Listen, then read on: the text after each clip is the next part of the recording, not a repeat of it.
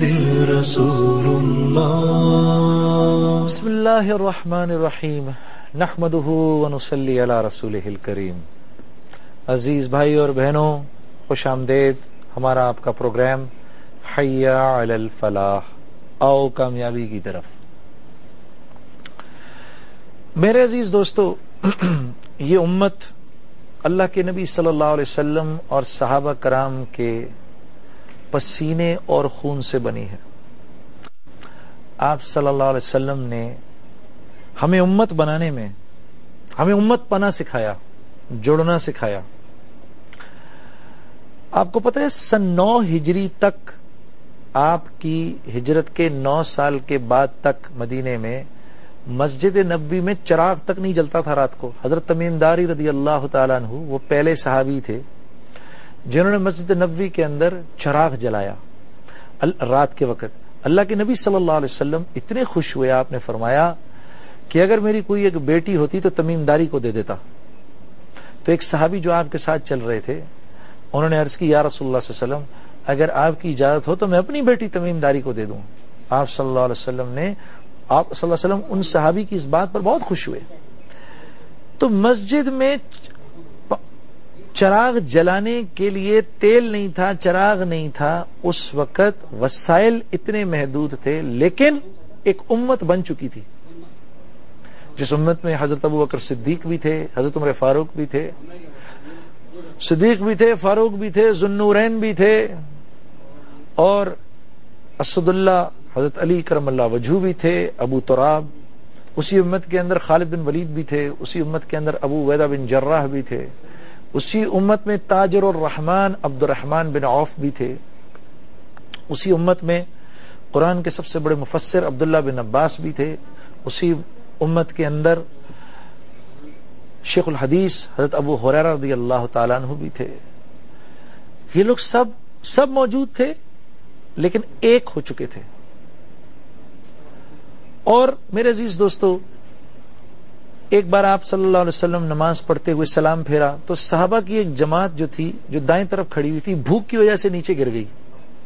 تو آپ صلی اللہ علیہ وسلم نے فرمایا کہ مجھے تمہارے بھوک سے نیچے گر جانے کا اتنا غم نہیں ہے جتنا مجھے اس بات کا خدشہ ہے کہ اس دن کیا ہوگا جب یہ دنیا تمہاری زندگیوں میں گھسے گی. کم و بیش الفاظ. تو بات یہ ہے کہ یہ امت بڑی مشکلوں سے بنی ہے. پہلے ہم خود ٹوٹے، پہلے ہم خود ایک دوسرے سے کٹے، پھر اس کٹی کٹائی امت کو غیروں نے کاٹا. مزید قیامت کے دن ایک آدمی لایا جائے گا اللہ کے پاس، اور اس کے لیے جہنم مقدر ہو جائے گی. جب فرشتے اس کو جہنم کی طرف لے جانے لگیں گے تو ملائکہ بتائیں گے اے اللہ، یہ جو تیرا بندہ ہے، ایک دفعہ اس کے ایک جملے سے امت کے 2 ٹوٹے ہوئے گروہ ایک ہو گئے. اس بات پر اللہ رب العزت اتنے خوش ہوں گے کہ اس کے لیے جہنم کا فیصلہ چھوڑ کے جنت کا فیصلہ فرما دیں گے. اسی طرح سے اس کے برعکس ایک آدمی ایسا بھی لایا جائے گا اللہ کے نبی صلی اللہ علیہ وسلم کے پاس کہ جس کے لیے جنت کا فیصلہ ہو جائے گا. ملائکہ اللہ کو بتائیں گے اے اللہ، اس کے ایک ایسے بول سے مسلمانوں کے 2 گروہوں میں جو لوگ تھے ان کے دل پھٹ گئے تھے اور وہ ایک دوسرے سے الگ ہو گئے تھے. اس بنیاد پر اس کو جنت سے ہٹا کے جہنم میں بھیج دیا جائے گا. میرے عزیز دوستو، اللہ کے نبی صلی اللہ علیہ وسلم کے زمانے میں ایک مرتبہ انصار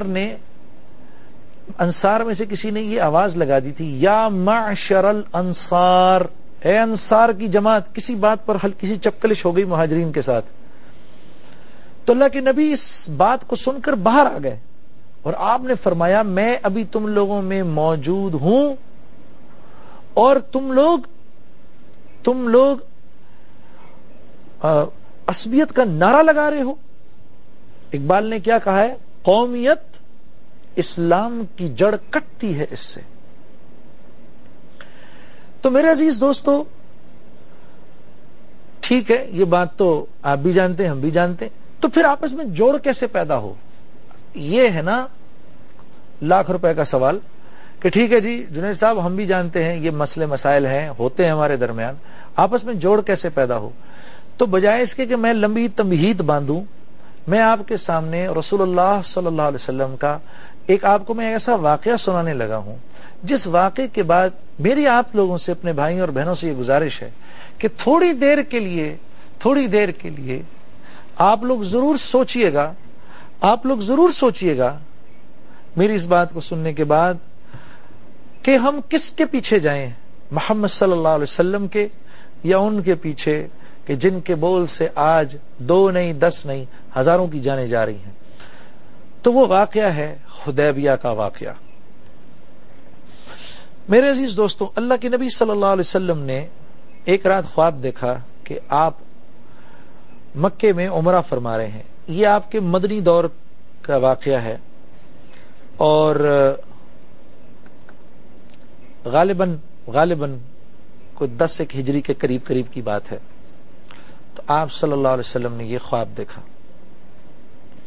اس کے بعد آپ نے صحابہ کرام کو حکم فرمایا کہ بھائی، اور نبی کا جو خواب ہوتا ہے وہ وحی ہوتی ہے، آپ نے صحابہ کو حکم فرمایا کہ بھائی ہم عمرہ کریں گے، تو سب کے سب احرام میں آ جاؤ اور قربانی کے جانور ساتھ لے لو۔ آپ صلی اللہ علیہ وسلم تقریباً 1400 صحابہ کرام کو لے کر مدینے کی طرف مدینے سے مکے کی طرف آپ نے عمرے کے لیے قصد فرمایا۔ جب آپ مکے کے قریب پہنچے تو آپ صلی اللہ علیہ وسلم تک یہ بات پہنچی کہ مکے کے قریش آپ کو مکے میں داخل نہیں ہونے دیں گے، عمرہ نہیں کرنے دیں گے۔ تو آپ صلی اللہ علیہ وسلم اور انہوں نے آپ صلی اللہ علیہ وسلم کی پیش رفت کو روکنے کے لیے خالد بن ولید، جو کہ اس وقت تک مسلمان نہیں ہوئے تھے، ان کو ایک چھوٹے سے دستے کے ساتھ بھیجا ہے اور تاکہ آپ کی پیش رفت کو روکا جا سکے۔ آپ صلی اللہ علیہ وسلم نے کمال عقل مندی سے، جس کو کہ آپ یہ کہہ سکتے ہیں کہ بیٹل ٹیکٹکس یوز کرتے ہوئے، آپ جنگی مہارت استعمال کرتے ہوئے، آپ صلی اللہ علیہ وسلم نے راستے کو کاٹا اور کاٹ کر ایسے نکل گئے کہ خالد بن ولید کو پتہ نہیں چلا، اور بالکل مکے کے قریب اس وقت کا جو ایک چھوٹا سا جو شہر تھا جس کا نام حدیبیہ تھا، وہاں آ کر آپ نے پڑاؤ کیا۔ حضرت عثمان رضی اللہ تعالیٰ عنہ کو آپ نے بھیجا کہ جاؤ اور جا کر قریش کو یہ بتاؤ کہ ہم لڑنے نہیں آئے، ہم ہتھیار لے کر نہیں آئے، ہم تو یہاں پر عمرہ کرنے کے لیے آئے ہیں۔ اب قریش وہاں جب حضرت عثمان وہاں پہنچے، حضرت عثمان کو بھیجنے کی پہلے آپ نے حضرت عمر رضی اللہ تعالیٰ عنہ سے فرمایا آپ جائیں، تو حضرت عمر نے فرمایا کہ یا رسول اللہ صلی اللہ علیہ وسلم، میرے تو وہاں کوئی رشتہ دار بھی نہیں ہے، مجھے تو کوئی پناہ دینے والا بھی نہیں ہے، آپ عثمان سے فرمائیے کہ زیادہ تر ان کے قبیلے کے لوگ ہیں وہاں پر اور وہ ان کی بات سن بھی لیں گے، مان بھی لیں گے۔ اس پر حضرت عثمان گئے تو انہوں نے حضرت عثمان رضی اللہ تعالیٰ عنہ سے سب نے عرض کی کہ آپ خود کر لیجئے عمرہ، لیکن آپ کے نبی کو نہیں کرنے دیں گے۔ تو حضرت عثمان رضی اللہ تعالیٰ نے فرمایا کہ اگر آپ میرے نبی کو عمرہ نہیں کرنے دیں گے تو میں بھی عمرہ نہیں کروں گا، اور آپ بھی رک گئے۔ اس بات پر قریش نے غصے میں آ کر حضرت عثمان کو نظر بند کر دیا۔ ادھر صحابہ کرام میں خبر یہ پھیل گئی کہ حضرت عثمان رضی اللہ تعالیٰ عنہ شہید کر دیے گئے ہیں۔ جب یہ خبر پھیلی تو آپ صلی اللہ علیہ وسلم نے ایک کیکر کے درخت کے نیچے جمع ہو کر صحابہ سے بیعت لی، جو کہ بیعت رضوان کہلاتی ہے، یعنی اللہ کی رضا اس میں شامل ہے۔ آئیے ایک بریک لیتے ہیں، اس بریک کے بعد اپنی گفتگو کو جاری رکھیں گے۔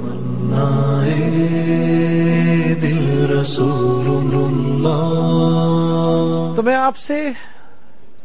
آپ کو صلح حدیبیہ کا واقعہ سنا رہا تھا کہ کس طرح سے اللہ رب العزت نے کیسے اس واقعے کے ذریعے اللہ کی مدد و نصرت نبی کریم صلی اللہ علیہ وسلم اور صحابہ کرام کے ساتھ ہوئی۔ تو جب آپ صلی اللہ علیہ وسلم کو جب پتہ چلا کہ حضرت عثمان شہید کر دیے گئے تو آپ نے وہاں پر ایک بیعت لی، جس کو کہ قرآن اس طرح سے واضح کر رہا ہے، لقد رضی اللہ عن المؤمنین لقد رضی اللہ عن المؤمنین اذ یبایعونک تحت الشجرة فعلم ما فی قلوبہم فانزل السکینۃ علیہم واصابہم فتحا قریبا۔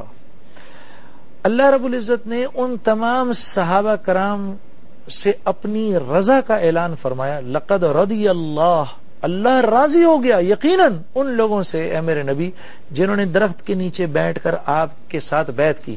اور اس سے پہلے اللہ نے فرمایا ان الذین یبایعونک انما یبایعون اللہ ید اللہ فوق ایدیہم، کہ اے میرے نبی جب آپ ان لوگوں کے ساتھ بیعت لے رہے تھے ید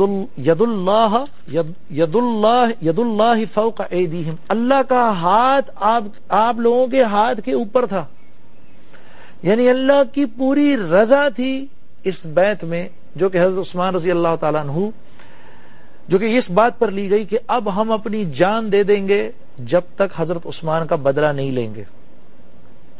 لیکن تھوڑی دیر کے بعد یہ پتا چلا کہ حضرت عثمان رضی اللہ تعالیٰ عنہ جو ہیں، جب قریش کو یہ پتا چلا کہ وہاں تو بھئی بیعت ہو رہی ہے، موت کی بیعت ہو رہی ہے، اور صحابہ کرام جو ہیں وہ حضرت عثمان کا بدلہ لینے کے لیے آنے والے ہیں، تو حضرت عثمان کو چھوڑ دیا گیا۔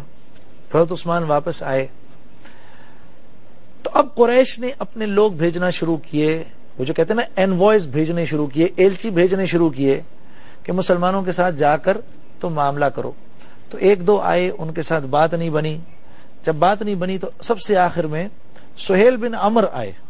یہ اب یہاں سے بات ذرا غور سے سنیے گا۔ جب سہیل بن عمر آئے، انہوں نے آ کر اب یہ شرطیں رکھنا شروع کی۔ وہ شرطیں کیا رکھی؟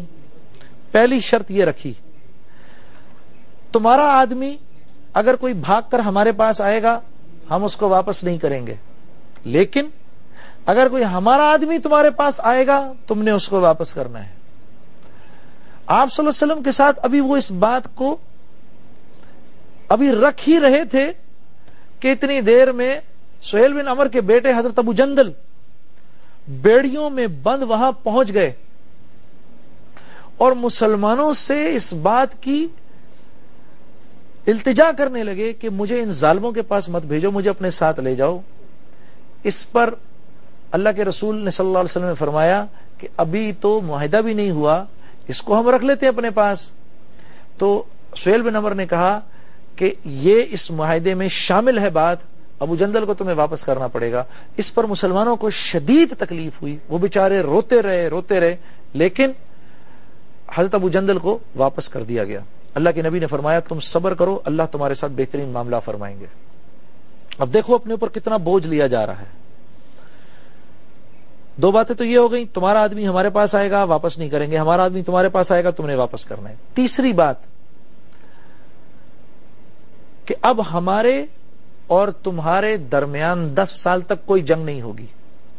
آپ صلی اللہ علیہ وسلم ٹھیک ہے جی، اس پر بھی مان گئے۔ چوتھی بات اس سے بھی زیادہ سخت تھی، اس سال تمہیں عمرہ نہیں کرنے دیں گے، اگلے سال آؤ گے 3 دن انٹری 3 دن میں باہر، بس۔ آپ صلی اللہ علیہ وسلم اس پر بھی مان گئے۔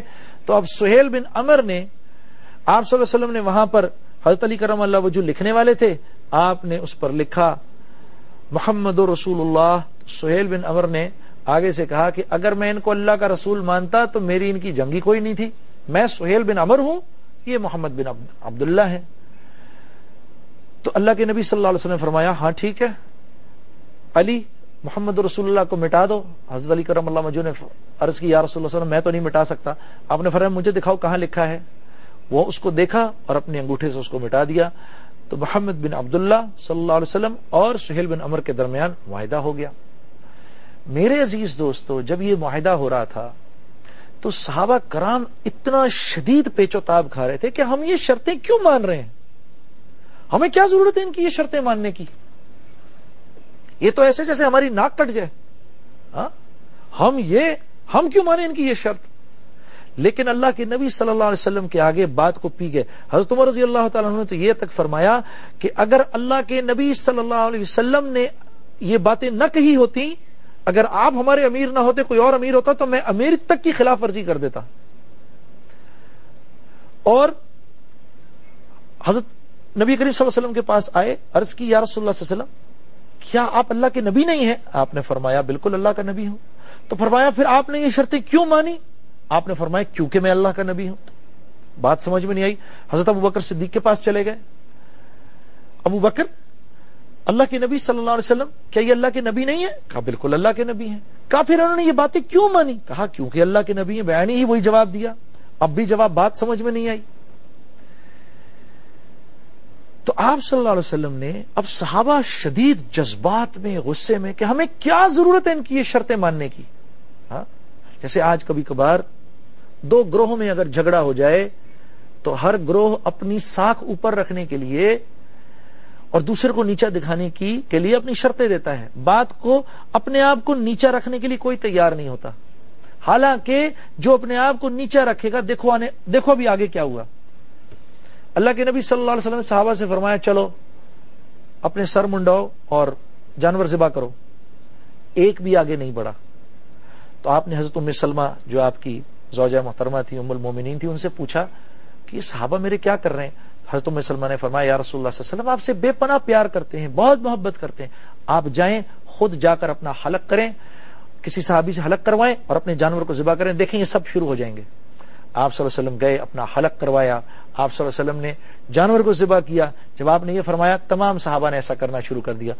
پھر آپ نے صحابہ سے فرمایا چلو اب واپس چلتے ہیں. ٹوٹے ہوئے دلوں کے ساتھ سب واپس چلنا شروع ہوئے کہ یار ہماری تو بڑی ہتک ہوئی، ہمیں یہ شرطیں نہیں ماننی چاہیے تھیں، اللہ کے نبی نے کیوں یہ شرطیں مان لی. آپ جیسے ہی واپس چلے ایک دم اللہ کی طرف سے قرآن نازل ہوا، اِنَّا فَتَحْنَا لَكَ فَتْحًا مُبِينًا. میرے نبی واہ واہ سبحان اللہ، آپ کو تو فتح مبین دے دی ہم نے، کمال ہو گیا. آپ نے ویسے ہی کر لیا جیسا میں چاہتا تھا کہ جھگڑا نہ ہو اس وقت یہاں پر. پھر اللہ نے آگے سورہ فتح میں اس کی وجوہات بتائیں کہ ہماری حکمت یہ تھی کہ اس وقت جھگڑا نہ ہو، اس وقت لڑائی نہ ہو، کیونکہ مکے کے اندر بہت سارے مسلمان موجود ہیں، وہ اندر ہی اندر وہاں تبلیغ کا کام کر رہے ہیں، جس کے ذریعے آہستہ آہستہ آہستہ مکے کے مشرکین مسلمان ہو رہے ہیں. پھر وہاں پر تم لوگوں کے رشتہ دار بھی رہتے ہیں جس میں عورتیں ہیں، بچے ہیں، انہوں نے سب سے پہلے جا کر ان کو تکلیف پہنچانی تھی. پھر تم لوگوں کے وہاں گھر موجود ہیں، انہوں نے وہاں کا مال وال بھی تم لوگوں کا سب چھین لینا تھا. پھر وہاں سے ہجرت ہو رہی ہے، ابھی خاموش بیٹھے ہوئے ہیں، جو مسلمان ہوتا ہے وہ ہجرت کر کے مدینے آ جاتا ہے، یہ ان مہاجرین کو بھی روک لیں گے. بہت ساری چیزیں ہم نہیں چاہتے تھے کہ جھگڑا ہو. اے میرے نبی جیسا ہم چاہتے تھے آپ نے ویسا ہی کیا، سبحان اللہ. اور ہم اتنے خوش ہوئے لیغفر لک اللہ ما تقدم من ذنبک وما تأخر. ہم نے آپ اسی خوشی میں آپ کی اگلی پچھلی ساری لغزشیں معاف کر دیں جو آپ پر الزام لگے تھے. اس آیت سے ایک مراد علماء یہ بھی لیتے ہیں کہ اللہ کے نبی کو لوگ ساحر کہتے تھے، کاہن کہتے تھے، اور اللہ کے نبی کو لوگ جو تھے وہ شاعر کہتے تھے، اور پتہ نہیں کیا کیا کچھ کذاب کہتے تھے، کیا کہتے تھے. اللہ رب العزت نے آپ کو یہ انعام بھی دیا کہ ہم اتنے خوش ہوئے کہ آج کے بعد سے آپ پر کوئی الزام بھی نہیں لگے گا. فتح صلح حدیبیہ کے بعد سے آپ پر کوئی اس قسم کی کسی نے تہمت بھی نہیں لگائی، اس قسم کا کوئی آپ کو کوئی ناگوار جملے بھی آپ کو نہیں بولے جس سے آپ کو تکلیف ہو. اور کیا تعریف کی، وَيَهْدِيَكَ صِرَاطًا مُسْتَقِيمًا. آپ بالکل صحیح راستے پہ ہیں، آپ نے جو فیصلہ کیا بالکل ٹھیک فیصلہ تھا، گھبرانے کی ضرورت نہیں ہے. ایک بریک لیتے ہیں، بریک کے بعد بات کریں گے. دل رسول اللہ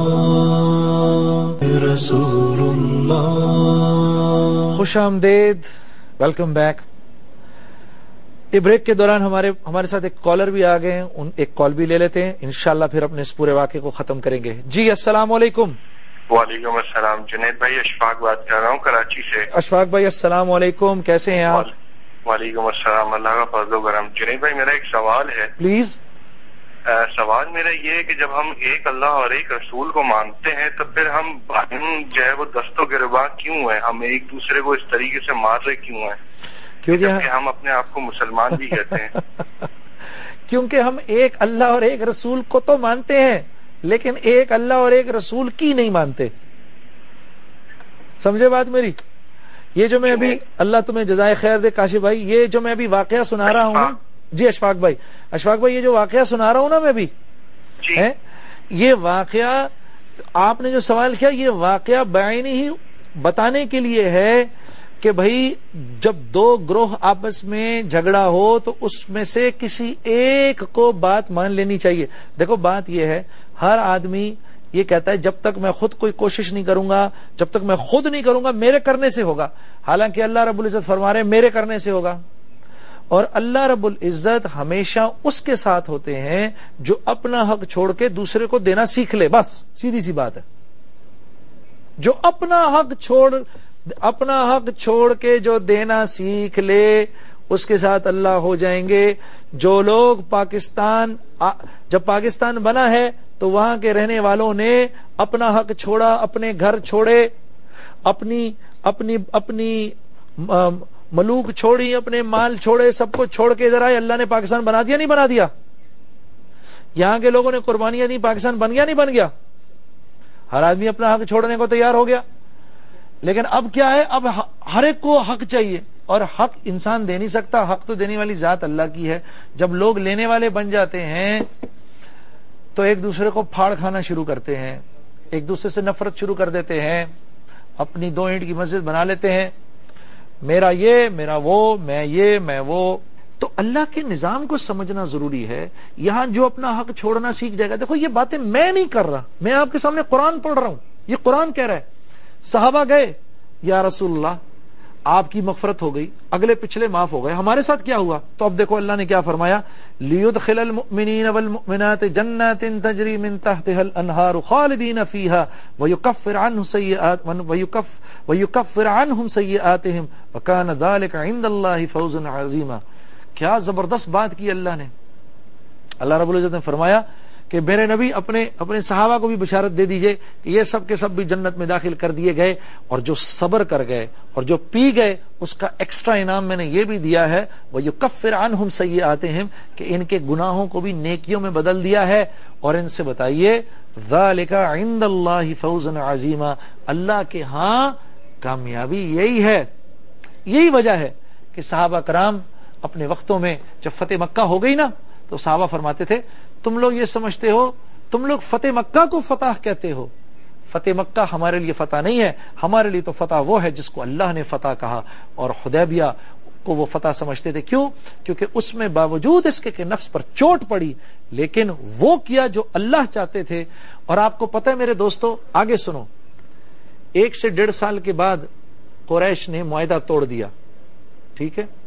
حدیبیہ کے وقت کتنے صحابہ تھے؟ میں نے آپ سے کیا عرض کی تھی؟ 1400 صحابہ۔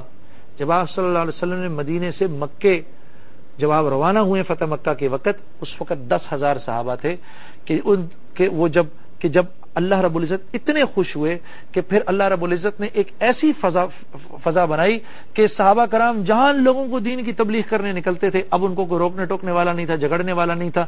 تبلیغ کے کام کے لیے سارا کا سارا جو علاقہ تھا، سارا کا سارا جو حجاز تھا، وہ اب صحابہ کے لیے کھلا ہوا تھا۔ اسی دوران کے اندر ہرقل تک بھی نبی کریم صلی اللہ علیہ وسلم کا خط گیا، قیصر کے پاس بھی گیا، کسرا کے پاس بھی گیا۔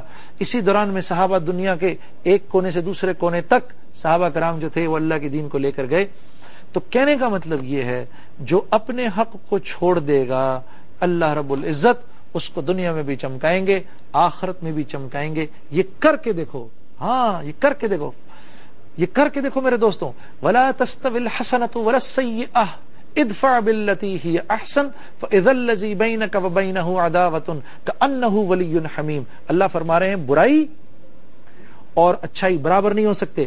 تیرے ساتھ کوئی زیادتی کرے تو پی جا، میں تیرے اسی دشمن کو کل تیرا بہترین دوست بناؤں گا۔ وما يلقاها الا الذين صبروا، لیکن یہ ہر ایک نہیں کر سکتا، یہ جس کا جگر ہو، جو کہ بہادر ہو، یہ وہی کر سکتا ہے۔ وما يلقاها الا ذو حظ عظیم، بلکہ یہ تو وہی کرے گا جس پر ہمارا خاص فضل ہوگا۔ کل تک کے لیے اجازت، السلام علیکم ورحمۃ اللہ وبرکاتہ۔ دل رسول اللہ